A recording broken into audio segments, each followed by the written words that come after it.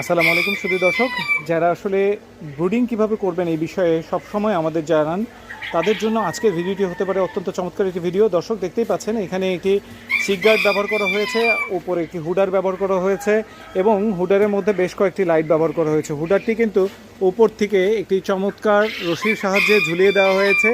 এভাবে আপনারা হুডারটি ঝুলিয়ে দিবেন এবং চিক গার্ড সেটি কিন্তু ব্যবহার করতে হলে অবশ্যই আপনাকে ব্যবহার করতে হবে এরকম 18 ইঞ্চির শীট।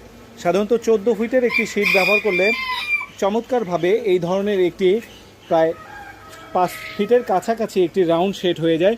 এবং এর মধ্যে হুডারটির উচ্চতা দেখুন, আমরা মাটি থেকে এটির উচ্চতা করেছি সর্বোচ্চ হচ্ছে 2 ফিট এবং 2 ফিটের উপরে কিন্তু এই ধরনের বাল্বগুলো উপর থেকে কিন্তু নিঃশব্দে জ্বলছে এবং এখানে 4টি বাল্ব দেওয়ার সুযোগ রয়েছে, আপনারা কিন্তু দেখতেই পাচ্ছেন।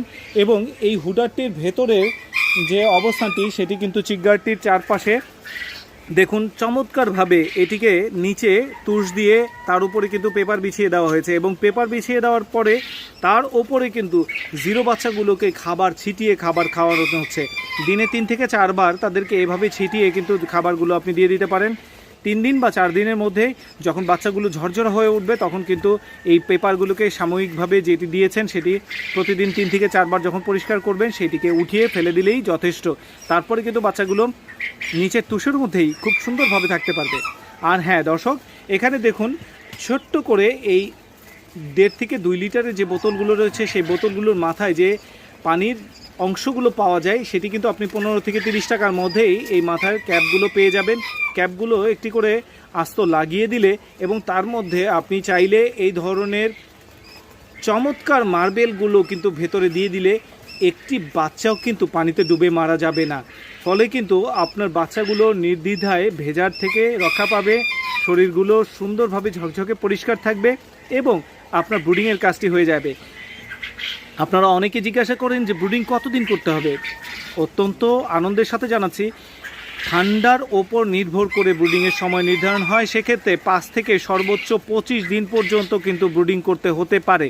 তাই আপনি অবশ্যই নির্ধারণ করবেন আপনার যে জায়গাটিতে আপনি ব্রুডিং করছেন সেখানকার তাপমাত্রাটি কত। যদি তাপমাত্রাটি কম থেকে থাকে অর্থাৎ 32 থেকে 35 ডিগ্রির মধ্যে যদি না থাকে সেই ক্ষেত্রে অবশ্যই ব্রুডিংটিকে আপনাদের সময় নির্ধারণ আপনার নিজেকেই করতে হবে এবং এতে করে আপনার বাচ্চার মৃত্যু হার মর্টালিটি কিন্তু একেবারে কমে যাবে। আরেকটি বিষয়, আপনারাও ব্রুডিংয়ের উপরে যে বাল্বগুলো দেওয়া হয়েছে এই ধরনের বাল্বগুলোর জায়গায় যদি একটি ইনফ্রারেড বাল্ব ব্যবহার করতে চান 100 থেকে 125 ওয়াটের একটি ইনফ্রারেড বাল্ব ব্যবহার করলেও চলে এবং তার সাথে যদি একটি W3001 মডেলের কন্ট্রোলার আপনারা ব্যবহার করেন এবং একটি AC/DC লাইট আপনারা উপরে আলাদা করে লাগিয়ে রাখেন তাহলে কিন্তু এই বাল্বের সাহায্যে